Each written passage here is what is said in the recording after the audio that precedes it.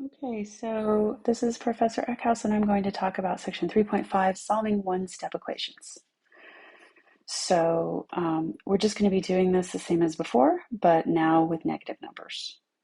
So here's all the links, and notice that the thing in green there, modeling the division property, you can look in the book for that. I'm not going to go over that.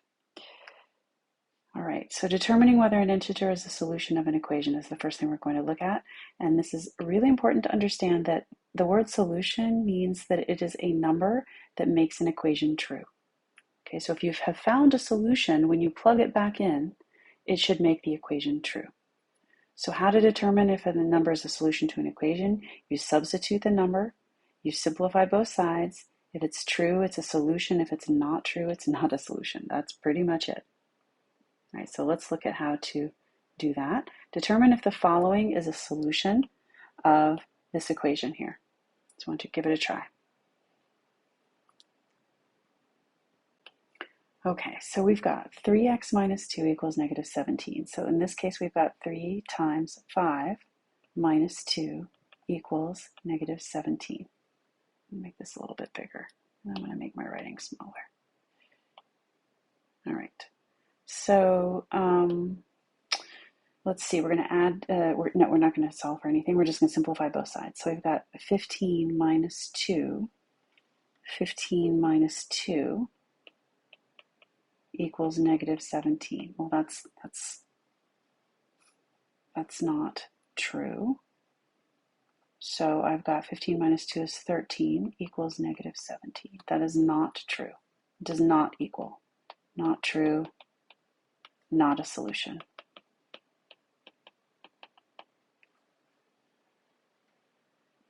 Okay, so now let's try the next one. Change colors here so you can see what I'm doing. We've got 3 times negative 5 minus 2 equals negative 17. We've got negative 15 minus 2 equals negative 17. Negative 17 equals negative 17. Yes. Yes, it is true. It is a solution. Okay, so we have found a solution. We have proven that that's a solution. So x equals negative 5 is a solution to this. All right, so I'm going to add a little space here. And let's try the next one. So the next one is 3 times 3 minus 2 equals negative 17. 9 minus 2 equals negative 17. That's 7 equals negative 17. So no, it is not. Not true. And I just want to ask you, not a solution, to think about something. How many possible solutions do you think there are? We have found negative 5. Is there any other number that could possibly make that true? The answer is no, there's nothing else. If we find one, and that is true for a linear equation. So a linear equation, which is what we're looking at here, has one solution. Has one solution. Okay. All right, so solve equations using addition and subtraction properties. So we're going to look at solving these kinds of things like you see here below. So this is important to know. If A equals B, then if we subtract C on both sides from A and B, they are still equal.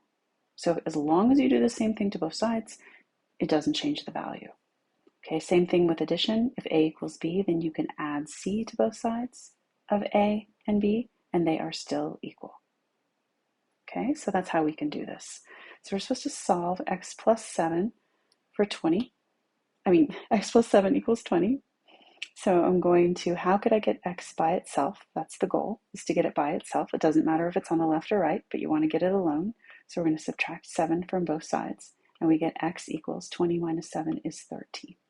Now, how could we check this? I'm going to bug you about this because, say you're taking a test or something. You don't have a key. You aren't using Lumen. So how do you know if it's right or not? Well, you just plug it in.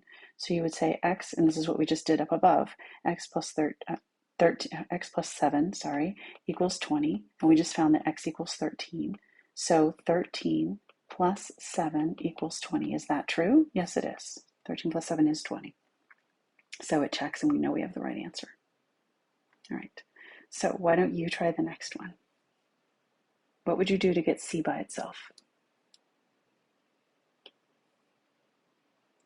Okay, so what you're going to want to do is add 8 to both sides. And what I have left now on the left side is c. And then on the right side, negative 12 plus 8 is going to be negative 4. So let's check. C, so I'm going to just write check. C minus 8 equals negative 12. Negative 4 is what we found. Minus 8 equals negative 12. Is that true? Yes, it is. That checks.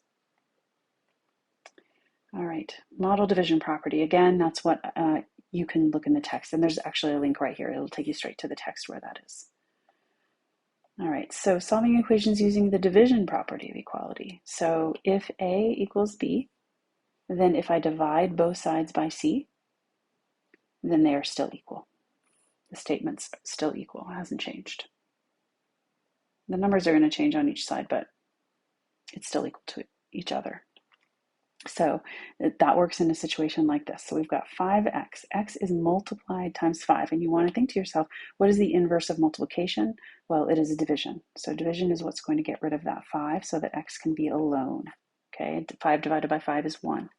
So what I'm left with is x equals negative 45 divided by positive 5 is negative 9. All right, so now if I check over here, I'm going to say 5x equals negative 45, and I'm going to put my negative 9 in right there. So 5 times negative 9 equals negative 45. Yes, that is true. It checks. All right, last one. Give this one a try.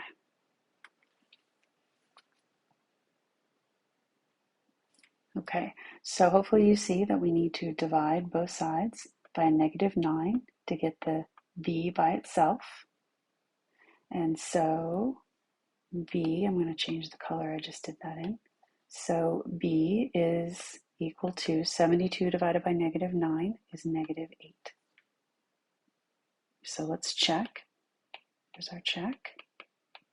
Negative 9b equals 72. And we're going to take this and we're going to plug it in for the b. So I get negative 9 times negative 8 equals 72. And yes, that is true. And these checks are simple enough that you can probably do them in your head, but I would at least do them in your head or in your calculator just to check. Okay, that was the last one. Thanks for watching.